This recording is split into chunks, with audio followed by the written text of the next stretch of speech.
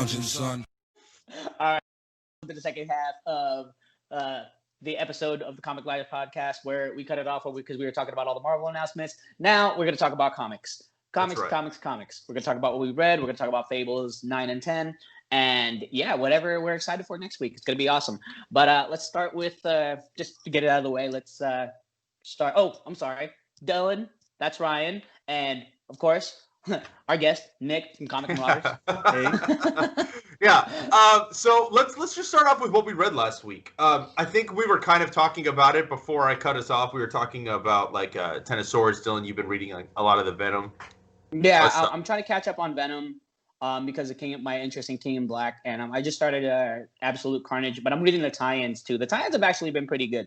I like the kind of depth it's adding to how crazy Carnage has been, and it's pretty nuts. And they even brought Weapon H into the mix, and I was just like, what the fuck? Ryan's shaking his head. Look at him. He's closing his eyes and shaking his head. What does that mean? I didn't read any. What does it mean? I don't know how you did that. I don't know how you read all those fucking tie-ins. It's crazy. Well, technically in continuity, I only read the first issue of Absolute Carnage, but I read the tie-in. So I read Scream, and I read the Weapon Plus thing. What else did I read? Hold on one second. Let me pull it up. But yeah, I'm reading it all, and it's adding to the craziness of everything that is Carnage. I read Spirits of Vengeance. I read Symbiote Spider-Man, Funeral Pyre. So you're that far behind in comics, so you're kind of like that's. Just for the Venom stuff. Oh, just for the Venom stuff. I did read the first issue of King in Black, but then Ryan was like, "Dude, you got to read Absolute Carnage." And coincidentally enough, I was just about to start, so I figured. And I'm like halfway in terms of where I am in the Venom run. I'm like halfway to being caught up. I'm like issue 17. Okay. So, I'm almost there. It's been pretty fun so far. It's weird saying my own name in my own head when I'm reading Dylan. Like, oh, we gotta save Dylan. We gotta keep Dylan safe. It's weird. Yeah, I don't have that problem. There's not a lot of Ryans in comics. I don't have to worry about that. Yeah, see. Yeah, but it's been great. I think me and Ryan talked about it last week. Stegman's killing it. Stegman is fucking top shelf here, and you can see the progression and art skill and how the more artistic risks he takes as the stories progress all the way to King in Black. So I mean, it's pretty fantastic. Now I see what the hype is all about. I understand now, and I couldn't be more excited for more of this King in Black shit. But as far as what I read last week, you guys don't want to know what I read last week. No. What did you read? Oh, please. Well, now I do. I'll just look on your Goodreads. How about that? Oh no, I don't put single issues on my Goodreads. Oh, these are single issues? What did you read? What did you read? What am I going to judge you for? Fucking Endless Winter.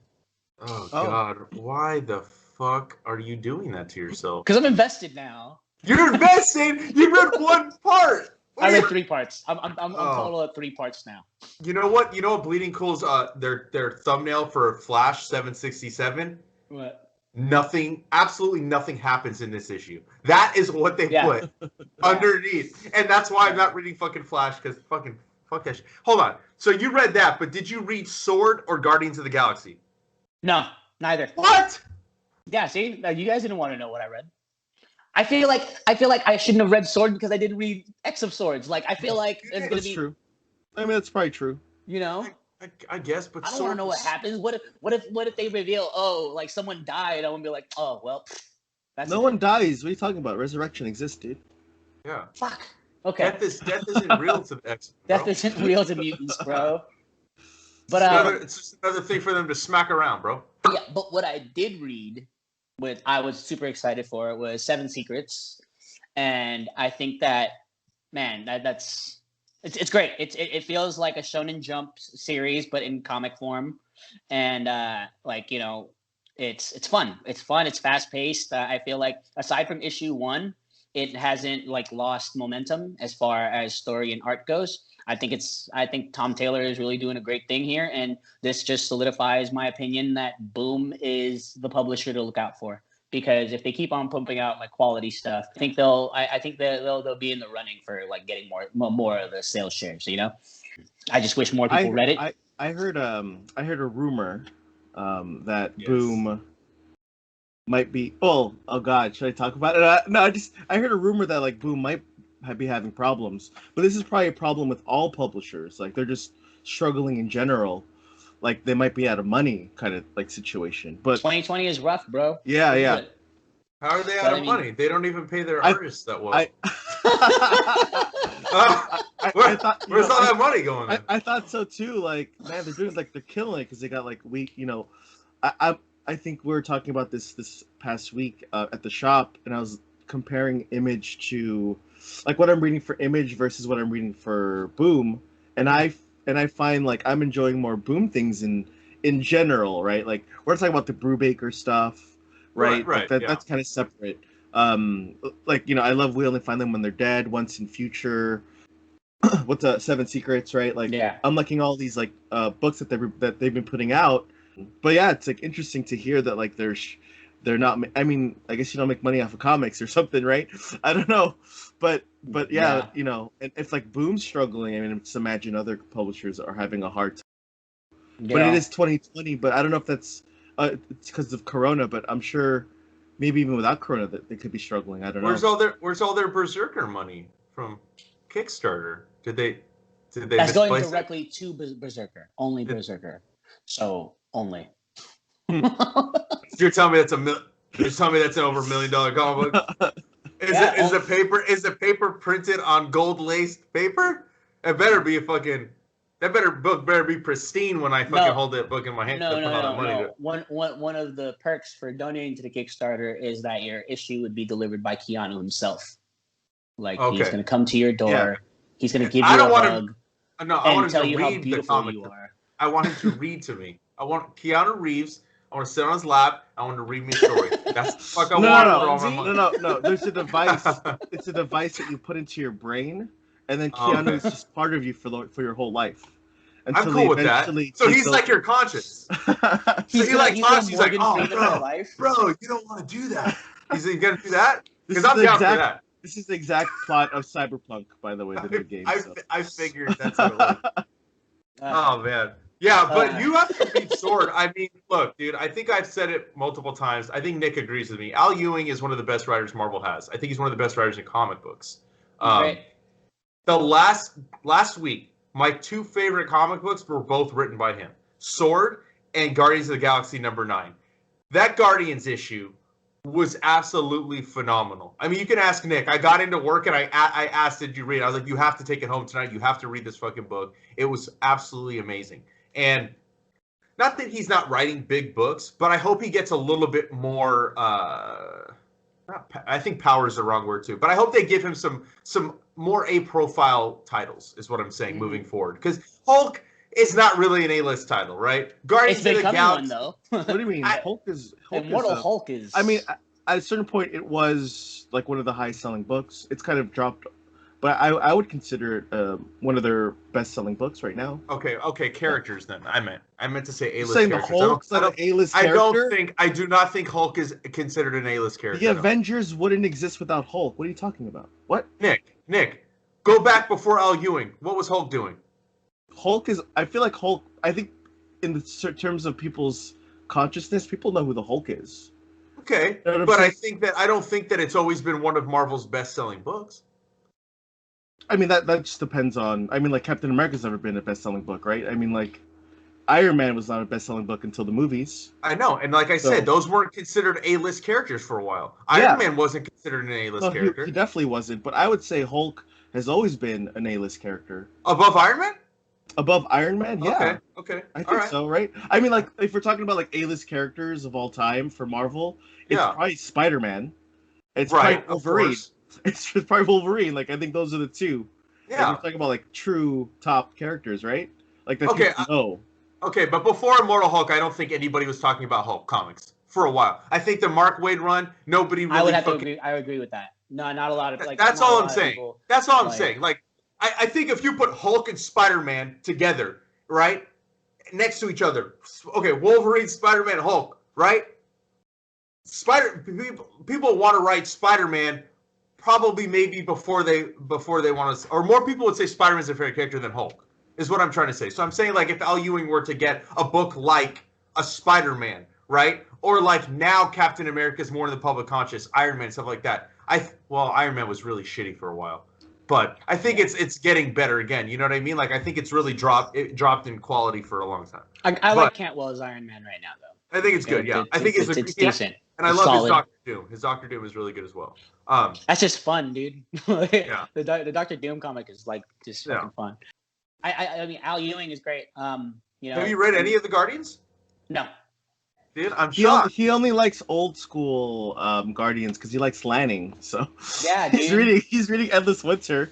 I'm reading Endless Winter. by the other half of Abnett and Lanning. Yeah, the worst. The worst half. I mean, I don't know. They're both. Are they even?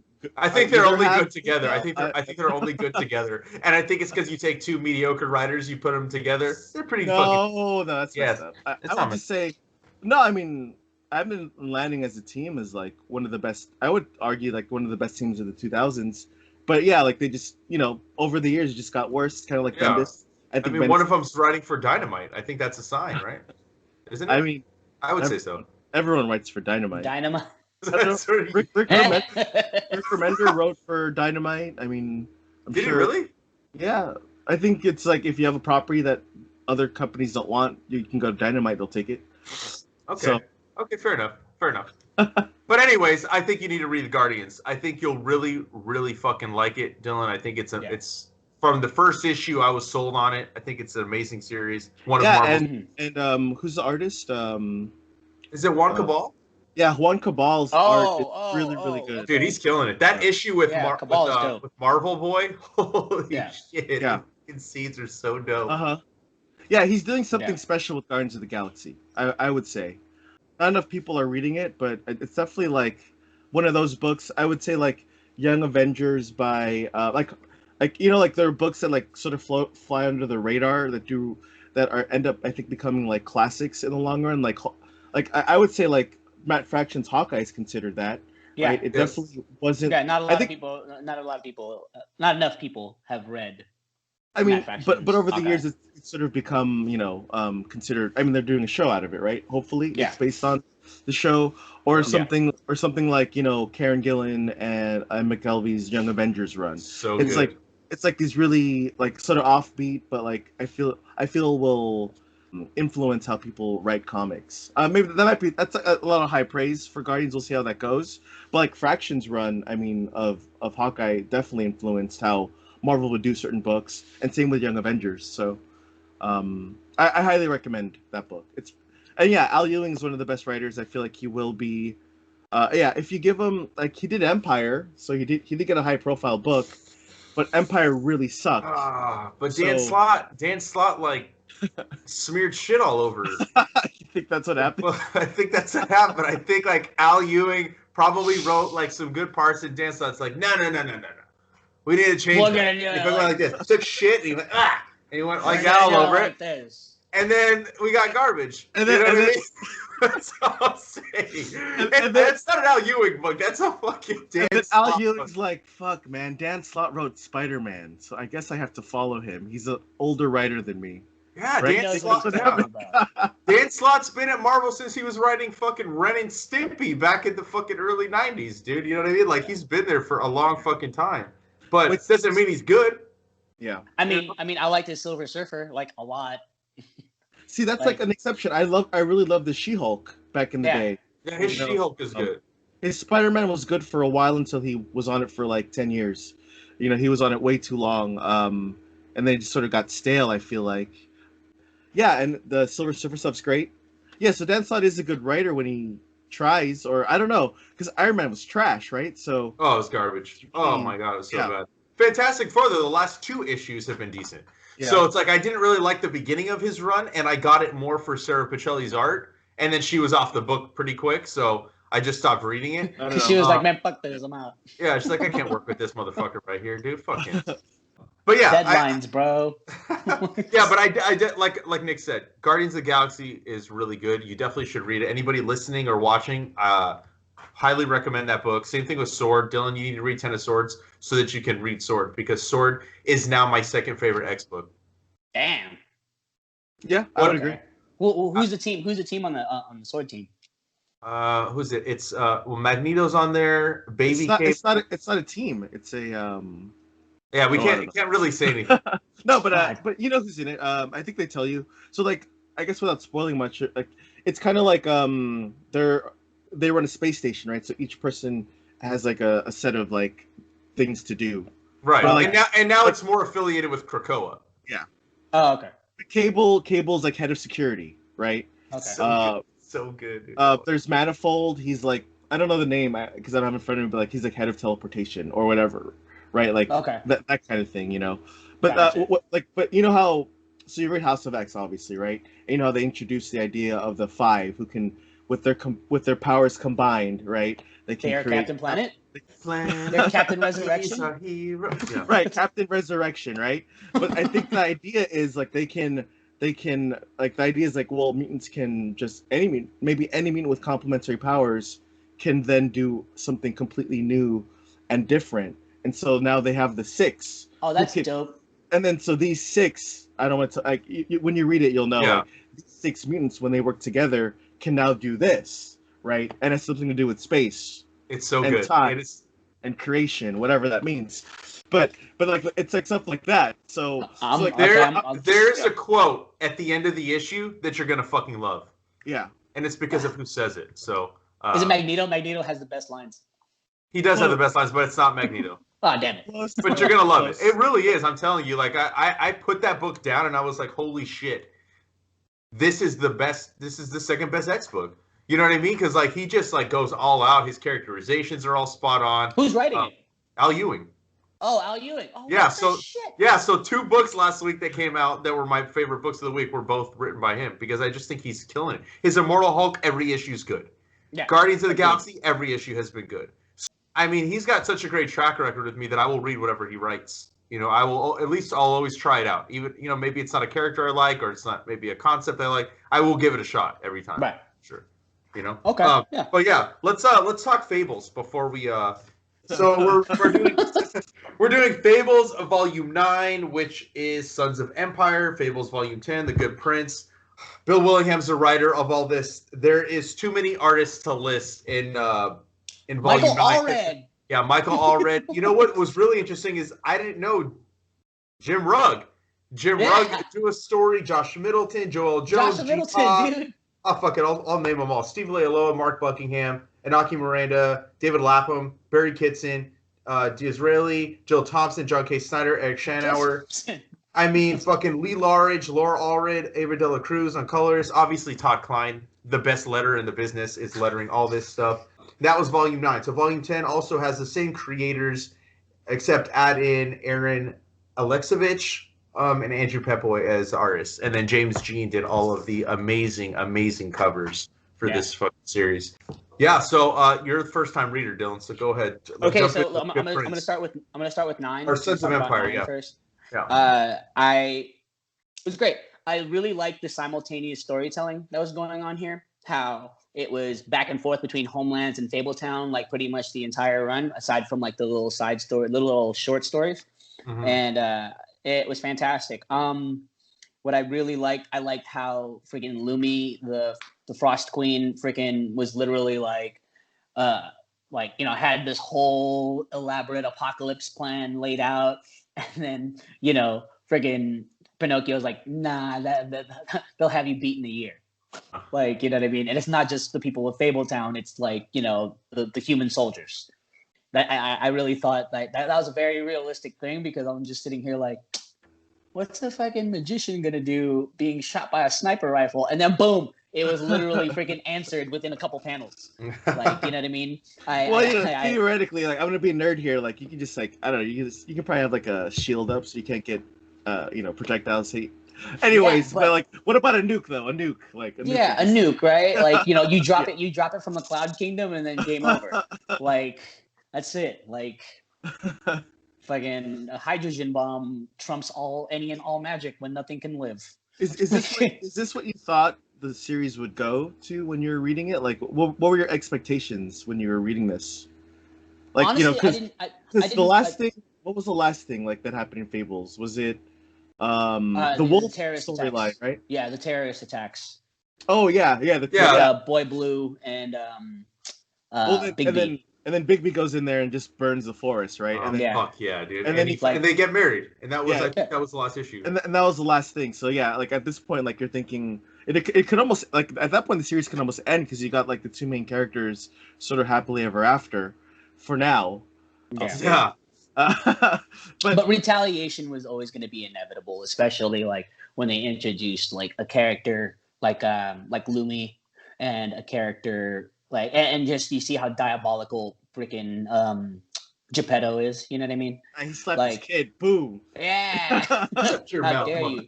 Yeah. How dare you carve the sacred bug out of sacred wood? Geppetto is such a fucking scumbag, dude. Yeah, he is. He really is. But then there's moments where like the way Bill Willingham writes it, where when Geppetto's kind of justifying what he does, it's crazy because like you get that you're getting that insight into his head where he really fucking doesn't think that he's evil. He really believes. I mean, and most fucking people that are insane or are doing evil shit, obviously they think they're right. But I think the way Bill Willingham threads that line, dude, he does it in such a way that like. I don't want to say that you can agree with Geppetto because then that makes me seem like I'm evil as fuck. But you can kind of see like why he does what he does, and it kind of makes sense. Yeah, he's kind of like a Fable nationalist, if you want to really break down to it. Like, you know, he does everything for the sake, you know, for the preservation of his kind, right? He inserts himself into governments in secret ways, and then, you know, finally overturns it all. But he's still kind of the man behind the scenes, and while he has like a whole figurehead of the emperor, like kind of like, you know, like as the figurehead running everything at face value, you know what I mean? And you know, I think that the contrast of his known character to like, you know, everybody else and his character here in Fables, I think it's just fantastic. Like it's executed so well. Like, man, Geppetto's a piece of shit, but he's a well-written piece of shit. How about that Christmas issue though? With Santa? Oh, I love that. What a perfect time that we're reading it too. Like it kind of fell in line with fucking. It felt good. Like I read it. It was friggin' 52 degrees. Had some friggin' hot coffee going. I was good, dude. Like it was nice. I really liked how the wolf family goes up and visits the North Wind. That was a good one, and that little twist at the end where the monsters end up being freaking Bigby's older siblings. Yes, like, I love how crazy. I was like, and I love how he punks those motherfuckers too. Yeah, like and instantaneously, as I'm reading it, because like I start noticing like in a bunch of the short stories, like the artist change, right? And I'm like 2 pages in, and then there's that splash page when they're flying in on the magic carpet, and the kids are all around. I'm like, this is Allred. This is definitely Mike Allred. And then I literally stopped and went all the way to the beginning to freaking check. Yep, fucking right. Knew it. But yeah, I love it. Like, you know, I have a weird affinity for Michael Allred's pages. And I think that it was a great touch to have him in this. And I love the fact that Bigby still holds true to the oaths he took about him and his dad. Like, I'm gonna kill you eventually. I'm just letting you know, not right now. Like, you know, not right now. I gotta go. The kids are here, but not right now. Right. And I like the narration it took. How it was Ambrose, like one of the kids too, who was like kind of telling the story. So like, I'm really interested to see the character development of each. Huh? Yeah, I think most of the time when you get like a kid's story, it's Ambrose writing it like later on, right? Yeah, because I feel like Ambrose, like, you know, out of all of them, because just based on this one single story alone, like he's a little scared one, but he's also like he's like kind of like probably the smarter of all of them. Like everybody is a really good wolf, but he's a really good human in a sense. Like if that makes sense. But well, you know what I liked in this with the Santa is how Santa, yeah. He lets Flycatcher turn back into a human because he has to, you know, has to get kissed, right? and it's his dead wife. And like when Nick and I were talking about this, we're talking about it at the shop because I was like, fuck, like I didn't have that context from 1001 Nights of Snowfall when I originally read Fables. So I didn't know the backstory of Flycatcher, and it added like a completely different element as I was reading it, and I just felt so much worse for his character than I did before, because before I was like, oh, something bad happened to him, you know, but I didn't know what it was, you know. So well, you know, another thing to come out of that 1001 Nights of Snowfall, right, the side stories, you also got the story about Snow White and Rose Red saving Frau Tottenkinder, and that's super important for like the next volume, right, where like, well, you kind of know why, like, why is this evil witch like helping them? Well, it's because they helped her a long time ago. Right. Also, like, that book is really important, I feel like, because of that stuff. I'm glad I read it, because you know, it definitely adds to everything going forward, as far as like, especially Frau. I love Frau, like the tragedy and the freaking how monstrous she is in real life. Like, it's crazy. Especially with what do you call it, with Flycatcher. Like I think Flycatcher, like Ryan said in the last episode we did on Think, Flycatcher is going to be one of the most important. And holy crap, I didn't think this important. Like, you know, moving on to volume 10. Like, even more important than like Boy Blue, right? Like the Boy Blue thing's like, oh, what the hell? And then like, oh wait. And then you get like, I think this is the point where like you understand that like it's not just about Snow White and Bigby. It really becomes everybody. A large story. And I feel like every volume someone like kind of steps up. Like here, like in the volume that we're reading with Sons of Empire, it's more about like seeing the Empire side of things and what they're doing, right? And what what's going on with Pinocchio, right? And then like this next volume is about Flycatcher, and then there's going to be a volume that probably features other characters. I don't want to say to not spoil it for you. You know? No, thank you. But, I love going into this surprise. It's been fantastic so far. But I just want to point out that the Forsworn Knight, man, I was not expecting it to be Lancelot, dude. That was fantastic. So fucking good, dude. So fucking good. Did you see the crap. We're going to the end of it, but did you see the end when Riding Hood shows up with Flycatcher? And that's what Lancelot's like, look at that. He's like, I know. Fucking Lancelot. He's a fucking scumbag, dude. He really is. He is. He's scumbag. I mean, I don't remember what happens to him, to be honest, so I don't know like where he goes, but it's like a funny little moment. Like, Lancelot's always trying to get the king's girl, you know? Yeah. But Flycatcher becoming the once and future king? What? You mean the guy who's cleaning up barf in the elevator is about to be like the once and future king, dude?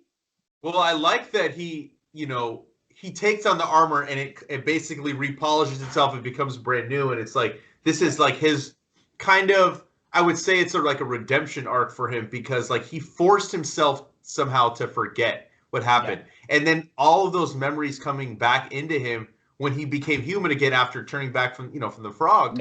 God, it was heartbreaking, but he took that pain, and like him going to Boy Blue, and he's like, you need to help train me. You need to give me the sword. I want the Vorpal sword. I want the cloak, and I want to kill as many goblins as I fucking can.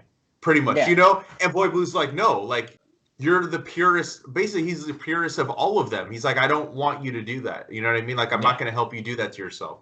So instead, after the armor falls down because of Buffkin and the fucking stupid ass monkey. So then Lancelot fucking takes him, and then like he like redeems himself, and he goes on another path. And that scene, like I told Nick too, because like I went to work afterwards. He jumps into the witching well, and that was like, and then I had to leave and go to work, and I was like, fuck, dude, I want to keep reading. I don't want to like leave right now. But like that whole story from there in the trade where he's like going and he's like taking all these people, all the pieces of shit, and some people that have just like ended up in the witching well, and he takes them and he leads them, and his magic through the armor, through the King Arthur sword, like he can make them live again, right? And I think like the way some people end up falling off, but it's the ones that stick with him that become loyal to him.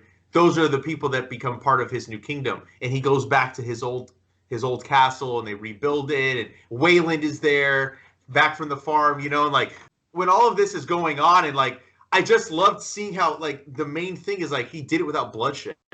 And then when he would conquer the land, he would bring those people into his fucking army and allow them to stay with him. And I think that, like, this is when Flycatcher was always like, oh, he's a cool side character, right? But then Flycatcher becomes, like, one of the best characters in all of the series, I think.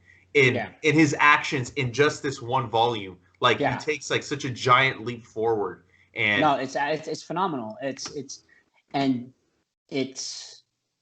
definitely, going into it, being 10 volumes in, if you would have told me that while I was reading the first volume, I would have been like, this guy, the guy who used to refill the soap in the public bathrooms, that guy. Yeah.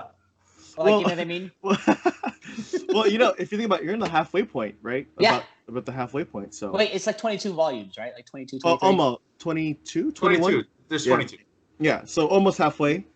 So if you think about it, like, wait, so, like, in your mind, what do you think? Like, is the war going to go on for a long time? Or, like, what do you think is going to happen next? Well, I've seen some of the covers for, like, a couple of the future ones. And, covers really don't give away much, except for, like, one.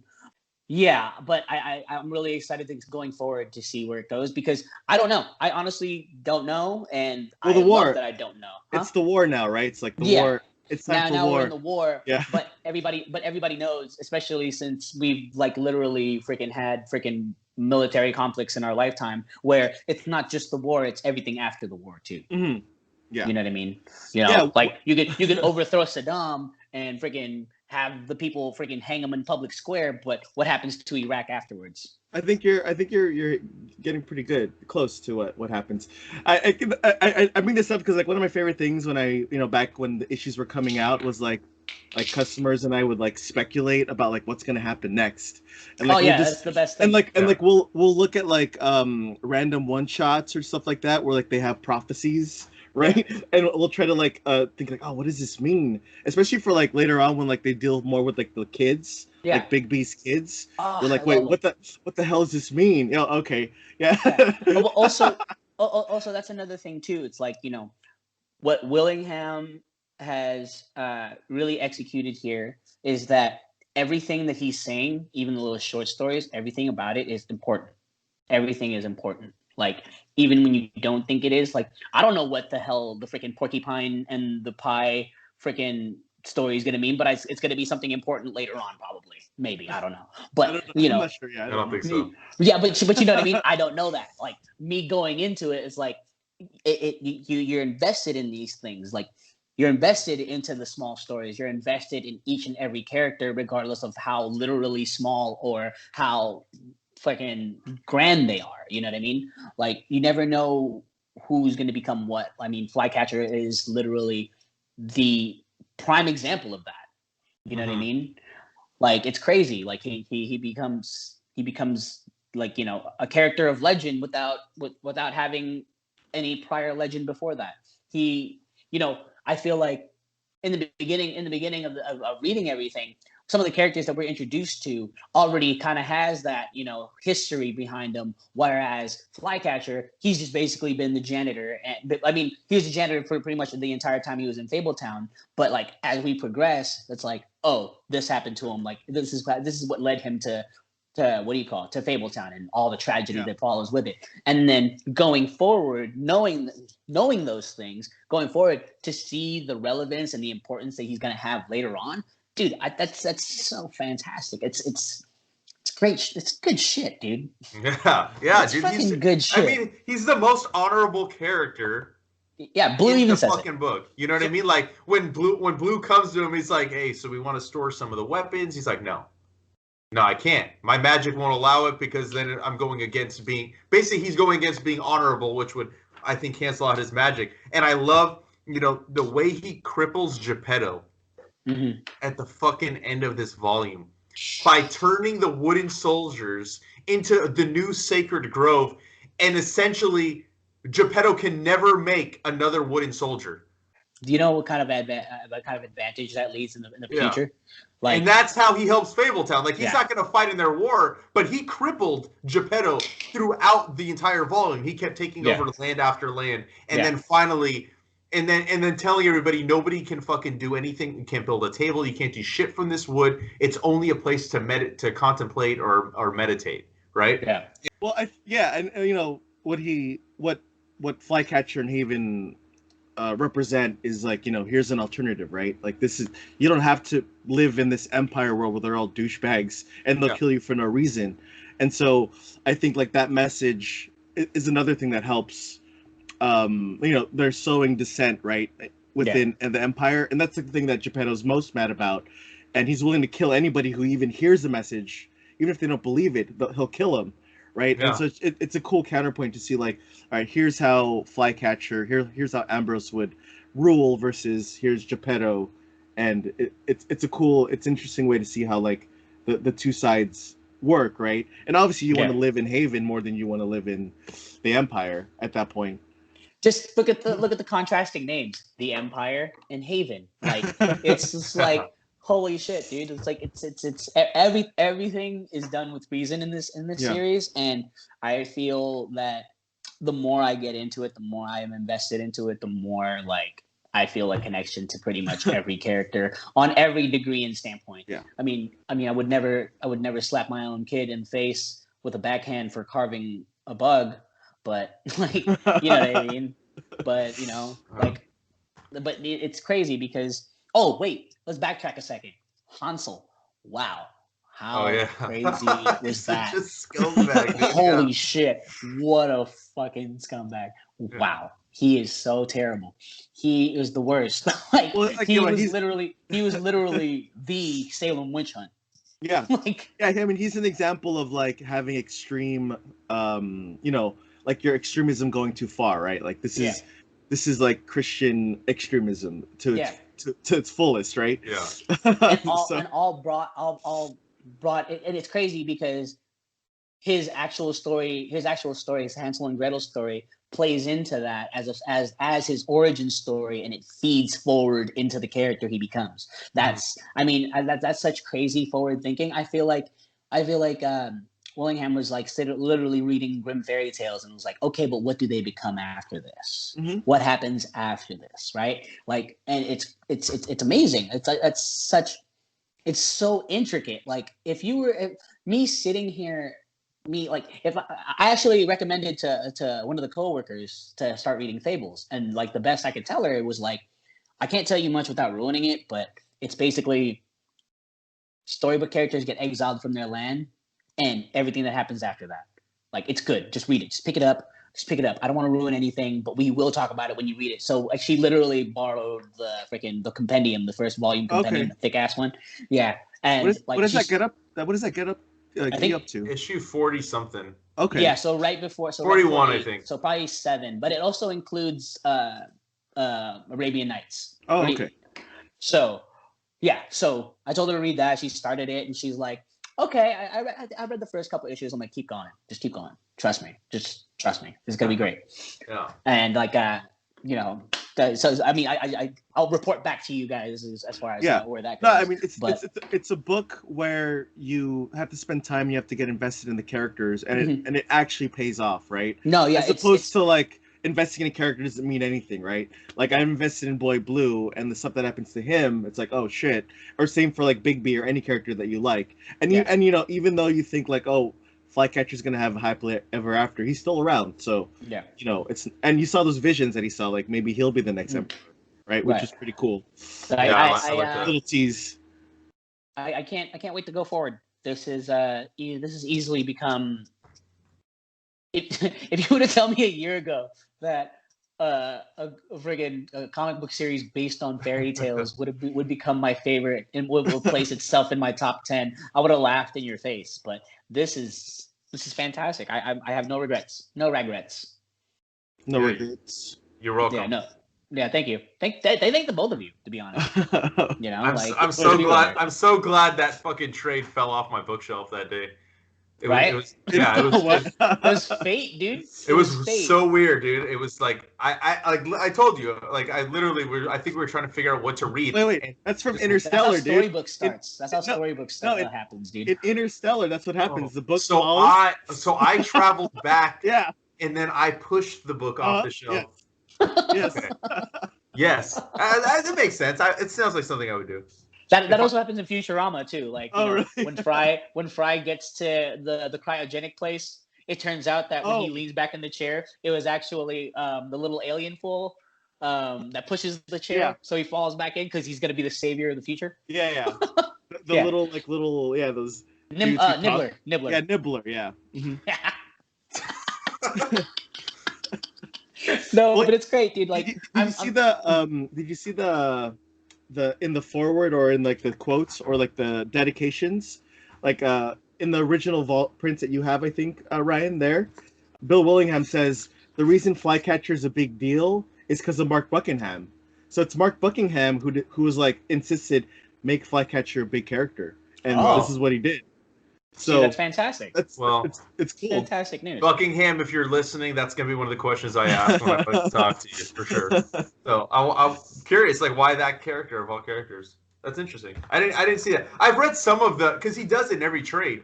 He dedicates, or he like writes a little quote. You know what I mean? Him and Buckingham both usually do that. So right. No, it's been great. I really, man. Like I said, I can't give this series enough praise. So all right. I'm just gonna tease you a little bit, right? Because we know what's going on, you don't, right? Yeah. Like, who don't you want to die in this upcoming volumes? I mean, can they all live forever? No, it won't be compelling storytelling, right? If no one dies. Although you just saw a bunch of characters come back to life in Haven, but exactly. But it's not like real life. Yeah. But like, I don't know. I feel that who I don't want to die, but I feel like will die. I feel like Boy Blue will go. Okay. He's very headstrong, and I feel like there's a sustaining guilt in there for survivor's guilt. We didn't talk about Rose Red and Boy Blue. Like, what's going on there? Oh yeah, they got a little bit something going on. A little smoochies, little little schnoogans. I didn't want a relationship more than that one. I'll tell you that. You mean you didn't want Daenerys Targaryen and Jon Snow to become together? Oh God, no! I want them to be together. Like it seems like a great fit. Not the Ant and. I love the dynamic. The dynamic between them is awesome. For the minute he goes to the farm, really is where you see. I felt that. I felt that was coming because one, they're pretty much the only humans on the farm. Two, they have really parallel personalities. Not parallel, parallel personality, like intersecting personalities where they I mean, I see it. I see something. It works in my head. They complement each other very well. Yeah. But as far as who else, I mean, it would be really compelling storytelling if Big B goes, or Big B or Snow. Like that would be like extremely like holy crap! It'll rip my heart out. But I feel like it'll. I feel like it'll rip my heart out. I need a poker face. Hold on. Poker face. But I also thanks Nick. But I also feel like it would be excellent storytelling because of how any one of the Darian. I feel like Darian, the leader of the pack, his story will progress going forward because as I've seen in like basically every single volume, time jumps immensely. Mm-hmm. Like it's not just like day by day by day or month by month. Every now and then it'll jump like 3 years, 4 years, 5 years, 10 years. So the aging is in the characters and how they progress over the years and over volumes. It's gonna be crazy. So I feel like if you take away Snow or Big B, whoever survives and their kids. Their stories will progress. Well, their story and their character will progress so greatly that it'll make for something really crazy going forward. Yeah, no, that's. I mean, that. I mean, you. I think because you've read Fables, you understand. Like this is kind of like not a formula, but this is kind of like what he does, right? Yeah. So, like, nothing happens for no reason, right? There's always something. There's always a purpose to something. I feel like, and that's that's like one of the strongest points of the series. Yeah. There's like a payoff. And everything's planned. Mm-hmm. Everything's planned. I love Frau. What happens with her? I think it's just her, especially getting like the backstory of why, because like all you see is that one panel, right?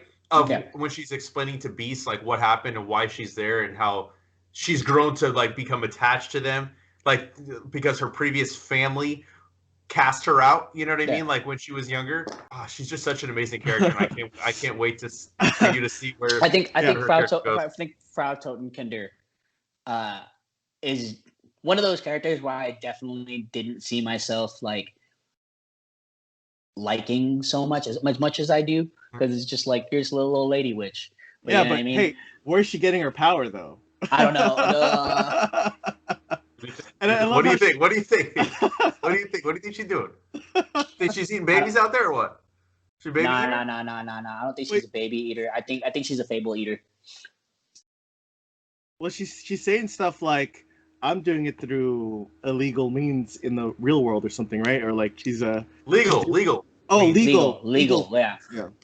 Or she's fucking so conniving, dude. I fucking love, like, she's the character that you have to, you have to pay attention to every fucking thing she says, because when I'm reading now again, I'm noticing like how everything that she says matters. Yeah. There's no wasted dialogue with her. You know what I mean? Like, especially when they talk about when they finally get back into the mayor's office. He's like, "Oh, everything's cleaned up." Oh, but before that, like, you know, she's like, "Everything that's happening right there, some dangerous magic's in the works right now." And then all this entire time, freaking, Flycatcher is getting his armor, freaking, you know, going through his whole rebirth redemption phases. Like, yo, damn, it's crazy. It's such a good book, dude. But even then, like, they had the thing with Beast where she goes to Beast and tells her, like, by the way, this war is actually between me and Geppetto. You know, like that's how, like, so, like, she's gonna be really important. I mean, she's pretty. She's already pretty important. Yeah, and like you can already tell she's really powerful, because she's even saying stuff like, "Oh, maybe one day I'll be young again, just for the hell of it." You know, maybe I'll find a lover. You know? She's just like, she just says it so nonchalantly, dude. It's so fucking funny. Yeah, she's a cool character too. All in all, like, this is it's fun. I love this. Like, I can't stress enough to people how much they should like pick this up. And if they have been reading along with us, because I know there's a couple people on Insta who's kind of like reached out to me and said that they're following along, and like I think it's great. Like, going forward, I just the fact that I know that it ends sucks. Yeah, but you know what you should do is you should start supplementing with Jack of Fables now, because the volume 13 is the Great Fables crossover, and I think that that is post volume 6. So essentially, you could read 1 through 6 before we get to 13, and you won't have anything spoiled. We have the hardcover of Jack of Fables at work, so at Arsenal. So I'm gonna borrow that. I'm just gonna check this out, guys. Don't mind me. It doesn't have all of it though, right? And I think it's a volume 1, but it's a pretty thick book. It's pretty hardbound. I'd say it's about like inch and a half. You know what Jack of Fables is about, right, Dylan? Yeah. That concept, like Jack Horn. Yeah. Yeah. But like after he gets in trouble with the movie thing in Hollywood. Yeah. And you notice there was a thing, because that storyline with Jack was set in the future, right? Because it happened over a span of many years, right? And like the Fables finally caught up with it, because you had Beast going and saying, "Hey, I got to go to the left coast and deal with." I just went from the left coast and just dealt with Jack. I love how they call it the left coast. Yeah, I love that he had the goatee and Belle was like, "The fuck are you doing? Shave that shit. Shave it off. You look like an adolescent. Get out of here." Are you guys gonna do that right now? Just see what happens. Maybe I will. My wife would kill me if I shaved my beard off. She loves this thing. Okay. Yeah, dude. Like Dylan said, it's getting easier to get a hold of Fables now that they're doing the compendiums. I know my brother. I don't know if he got the compendium. I know that he said he's been reading Fables, or he's planning to. I'm not entirely sure, but I think everybody should read the series. I think it's one of the best things that came out of Vertigo overall from the minute it. I mean, and there's so many things that came out of Vertigo. Right, but it's definitely in the top. I think it's like it's a Vertigo perennial for sure. I think that it's just from beginning to end. I don't think it ever falters in my opinion. I mean, you put it up there with like, so if you're thinking about like perennials, right? You're talking about like, you know, Swamp Thing, which wasn't even originally Vertigo, right? And later and then Sandman. Same thing with Sandman. It wasn't originally Vertigo. Yeah. Preacher, Why the Last Man. I put Fables like right there. Yeah. Right. I would say top 5 for sure. Although it's hard for me not to include Scalp. There's also Scalp. Yeah, I didn't. Yeah. Scalp also is included, but yeah. It's hard to figure out where it goes in there. I would take Swamp Thing out since it wasn't really Vertigo, and then that's Scalp. How I reconcile it. Yeah. Yeah. There we go. Yeah, everybody check out Fables if you haven't. What's the next one? It's next the War, one right? 12 or 11 and 12. I don't know the titles. I think it's the War and then the Fallout of the War. So. And then Nick, you're going to be joining us again, right? Yeah, sure. Right, cool. Heck yeah, dude. You should be our Fables guy. Yeah, Fables guest. And then before we get out of here, anything you guys are excited for this week? I already know what Nick's excited for, but he already read it because he fucking got the PDF. Oh yeah. There's Reckless. So Reckless by Ed Brubaker, Sean Phillips. Oh my god, I've been fucking dying to read this book. I'm surprised it came out as fast as it did from when they announced it. You know what I mean? Like, which leads me to believe that we could have probably got it sooner if the pandemic didn't happen, right? I think they've been working on this for a while. Yeah. So yeah, I'm very excited. I'm very excited about it. I like that they're doing original graphic novels as hardcovers because it's him doing his own like Parker style thing, right? Like a character that's going to be recurring the whole time. So, but there's a lot of crazy stuff next week. 2 more Al Ewing books coming out this week too. We have Immortal Hulk. And the King of Black Immortal Hulk. He's writing King of Black Immortal Hulk. And then we have Iron Man. How do you guys feel about the Dark Multiverse stuff, dude? I've been loving them. No, not all of them, but for the majority of the part, like I've been liking the Dark Multiverse stuff, dude. Yeah, I think it's like if you like What Ifs, this is a cool one. But even like edgier, it's even edgier than most What Ifs. So. And then obviously, I can't stand that Fujinaut. I can't stand that fucking character. I just hate his design. He looks fucking weird. Oh, that stuff's stupid. Yeah. Stop fucking narrating the story. Just drop me into the fucking book. That's all I want to read. I want to read your little dialogue where you're telling me why this is different. I know it's fucking different because it's fucking Tales of the Dark Multiverse. Right. But I haven't read all of them. I didn't read the Wonder Woman one. That was I think that was the only one I didn't read. But the Flashpoint one was dope. Yeah, Flashpoint. I like that one. I like that one a lot. What else am I excited for? Obviously, I'm excited for Wolverine, Black, White, and Blood because, duh. And you're a Wolverine fan, huh? Why do you say it like that? I don't know. Because you and Ryan have that like Cyclops versus Wolverine thing. That's why. Yeah. That's why I said it that way. Yeah, it's fine. I like the better character, but it's all good. Go ahead. No. Well, I have the better stories. So, because more stories. Look, I thought I said Wolverine was A-list, so I don't. Right? I mean, that's fine, dude. Yeah. That's fine. Go ahead. It's like Cyclops is like your dirty little secret that nobody knows about, right? I'm a dirty little secret. I'll tell everybody Cyclops is my favorite. He was my favorite. A-list doesn't mean it's a better character, so. Oh, shut up. Necessarily, right? Yeah. Shut up. Anyway. I mean, Batman's A-list and his fucking ongoing sucks right now. Go ahead.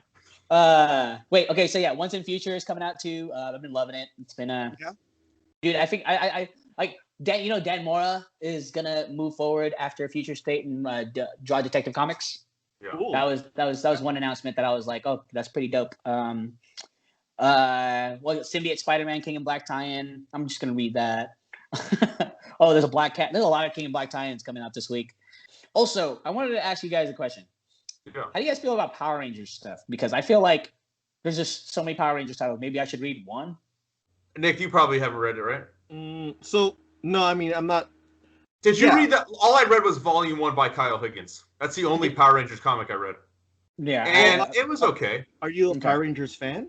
I was the original 5, the original 6. So I was when I was a kid. I had all the Green Ranger, the part 1 through 5 on VHS. I had all that shit. So, I know that people who are fans of Mighty Morphin Power Rangers, like and these are like the hardcore fans, like they actually really like the Kyle Higgins stuff. So I'd probably recommend starting from the beginning, and sort of read from there. And I know that they, like we had sightings in the Pasadena store with like Kyle Higgins, and like we had a bunch of people coming in. They were all Power Ranger fans, so like they were down, and they often liked the story. So I think it's kind of similar to like Ninja Turtle fans are, like it's kind of similar, right, in a way. It's just maybe a few years younger or whatever, right, like age wise, but like they're also hardcore, I think, and you like the Ninja Turtle stuff, right? Because so I think you would like the Mighty Morphin stuff. Okay. I think you should read the Power Rangers Ninja Turtles. That one was really dope. That's a cool story. And Simone DeMeo's art. Yeah. Holy shit. It's Ryan Parrott of that series. Yeah. Ninja Turtles Power Rangers. He told me a story about like because he was writing Power Rangers at the time, but then he found out that Boom was was gonna do a Ninja Turtle Power Ranger book, and he's like, wait, I was writing one already. Like he's gonna do a pitch regardless. He was already like he had a pitch ready to go, so he pitched it to him and said, all right, what if Tommy becomes the new Shredder? It's like, okay, you're doing it. So that's what that book's about. Yeah. So that's one hell of an elevator pitch, dude. Yeah. So and he got the gig. So it's pretty. So yeah, that's a good one. That's a good like starting point to try out. You know what else is coming out next week, guys? Justice League 58. Oh, nice. Winter Part 4. So you'll give the Endless Winter recap next time. Yeah, I'll give you guys a full Endless Winter recap. Like, we're just gonna make fun of it. This is gonna be the thing, Ryan. Okay. Do you want to know what's going on? Why are you doing that to yourself? There's other DC comics that you can read. Why are you reading Endless Winter? Hey, he has time to read everything. It's fine. Dude, but you haven't read Ten of Swords though. Oh, that's true. He will, right? I will. All right. You can read it for me because I can't do it. I just can't do it to myself. All right, I'm done. Yeah, that's it. All right. Yeah. Well, thanks for having me. Yeah, dude, it was our pleasure. And then for everybody listening, watching, next week, Dylan and I will be talking about Klaus by Grant Morrison and Dan Mora. Christmas. And if you're not already following us, make sure you follow us on Facebook, Twitter, and Instagram at The Comic Lounge. Throw your comments or suggestions down below, or you can email us thecomicloungepod@gmail.com. And make sure you hit the subscribe button so you're notified every time a new video goes up. And on that note, we're out. Later, buds.